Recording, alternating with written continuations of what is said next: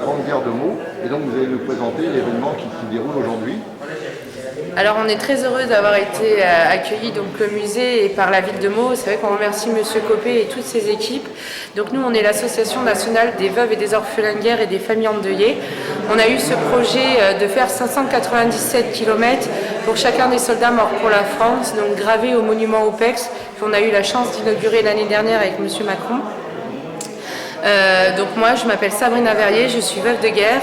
Mon mari est décédé au Liban en 2009. J'étais la maman donc de Maëva qui est ici même, notre deuxième marcheuse, qui elle va marcher pour les orphelins de guerre, et Claire Poineau qui elle marchera pour les veuves en service. J'ai aussi donc Quentin et Romain et j'ai 3 enfants merveilleux et Claire à Kylian. à son petit Kylian. Alors, quel sens et quel but donnez-vous à votre action? Alors notre action et notre but a plusieurs en fait sens de rayonnement. Le premier déjà il est personnel parce que c'est aussi un processus de deuil qu'on fait aujourd'hui, c'est un grand travail où on va apporter sur chacun des kilomètres. C'est vrai que pour certains c'est qu'un chiffre, mais pour nous ça a du sens parce que sur chaque kilomètre que l'on a porté, on a porté les camarades de nos époux, 597 kilomètres. Chaque vie a été avec nous, chaque pas a eu un sens sur les valeurs et l'émotion que l'on a apportées.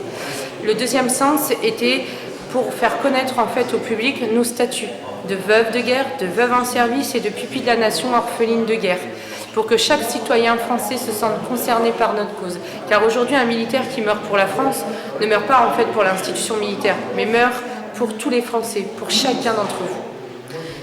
Claire aujourd'hui met en lumière les veuves en service, donc c'est tous les militaires qui sont morts pour la France, mais sur le sol français, donc en l'exercice de leurs fonctions.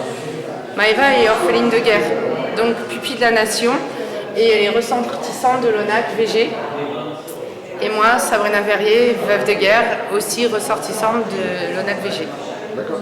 Alors maintenant, nous sommes à Meaux, donc vous allez demain, une étape qui vous mène dans quelle ville? Alors on est très heureux parce que la sénatrice Guidez nous a fait l'honneur de nous recevoir dans la ville de Saint-Chiron, où elle nous prépare une énorme surprise parce qu'elle a justement été très touchée par notre cause et les valeurs qu'on portait, parce qu'on porte les valeurs de résilience, certes, mais surtout les valeurs de la famille, les valeurs de l'amour et surtout de l'honneur et de la fidélité à travers notre devoir de mémoire et l'engagement de nos maris.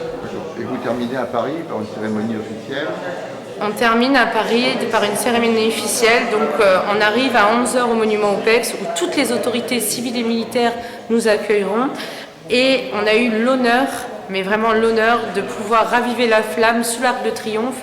C'est la première fois que des veuves de guerre et des veuves en service pourront être ensemble, unis face au grand livre d'or de cette... Alors je m'excuse, je suis très émue parce que pour nous c'est quelque chose d'exceptionnel et aujourd'hui on aura une énorme image qui est magnifique, c'est que Madame Saint-Paul, qui est la vice-présidente de l'Assemblée nationale, sera avec nous. Elle tiendra le glaive et nous aurons Quentin, orphelin de guerre, et Kylian, orphelin en service, qui raviveront la flamme. Et tout ce symbole sera là pour nous, c'est qu'on aura arrivé à fédérer toute la citoyenneté et tous les Français. Donc on est super fiers et merci à tous.